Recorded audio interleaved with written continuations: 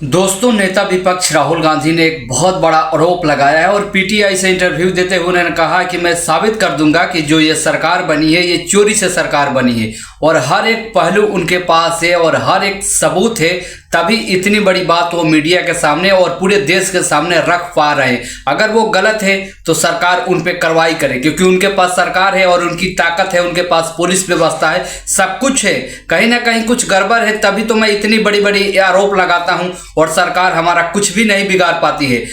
सही बात है दोस्तों, अगर कोई भी काम गलत होता है तो ये सरकार उस पर तुरंत कार्रवाई करती है और तुरंत एक्शन लेती है और ऐसा लगता है उस पर टूट पड़ती है और पूरी व्यवस्था लगा देती है उसकी छवि को बिगाड़ने के लिए। लेकिन राहुल गांधी इलेक्शन कमीशन को घेरते हैं, उसको चोर बोलते हैं, उसको बोलते हैं कि पताल से भी तुम्हें ढूंढ निकालूंगा, लेकिन उन सबके बावजूद ये सरकार उनका कुछ नहीं बिगाड़ पाती है। कारण ये है कि सरकार को भी पता है और इलेक्शन कमीशन को भी पता है कि कुछ ना कुछ पर्दे के पीछे से खेल होता है और सरकार का बैकिंग है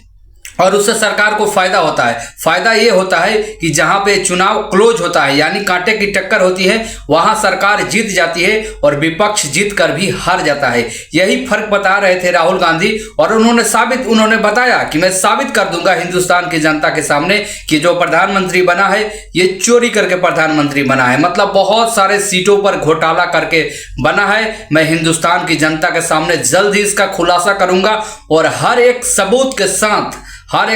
के साथ बिना हवाबाजी में नहीं, ऐसे आपके पुख्ता सबूत के साथ आपको बताऊंगा कि जो प्रधानमंत्री बैठा हुआ है आदमी प्रधानमंत्री आवास में, ये चोरी करके बैठा है ईवीएम के माध्यम से, इलेक्शन कमीशन के माध्यम से, अन्यथा इसकी सरकार नहीं बनती। और दोस्तों, जाहिर सी बात है कि 2024 लोकसभा इलेक्शन में बहुत ही जोरदार टक्कर हुआ था एनडीए और इंडिया गठबंधन में। 35-40 सीटें ऐसी थी जहां पे इंडिया गठबंधन की जीत पक्की थी, लेकिन वहां पे गड़बड़ हुआ और वहां पे बहुत बड़ा खेला हुआ, जिसके वजह से जो एनडीए का सीटों का आंकड़ा था वो 290 प्लस हो गया और जो इंडिया गठबंधन के तमाम नेताओं ने एक आंकड़ा सेट किया था, यानी बतलाया था कि 295 सीटें आएगी हमारी, वो बहुत ही करेक्ट थी दोस्तों। और बहुत अच्छा उनका इंफॉर्मेशन था और बहुत अच्छा उन्होंने गणित करके बैठाया था कि 40-50 सीट इस सरकार ने चुरा ली, उससे छीन लिया। और कई ऐसे सीट थे जहां पे 50 वोट, 60 वोट, 100 वोट ऐसे हार मिली। क्या ऐसे हार होते हैं? वो भी लोकसभा जैसे बड़े चुनाव में ये कोई हार नहीं होती है, इसे हराया जाता है।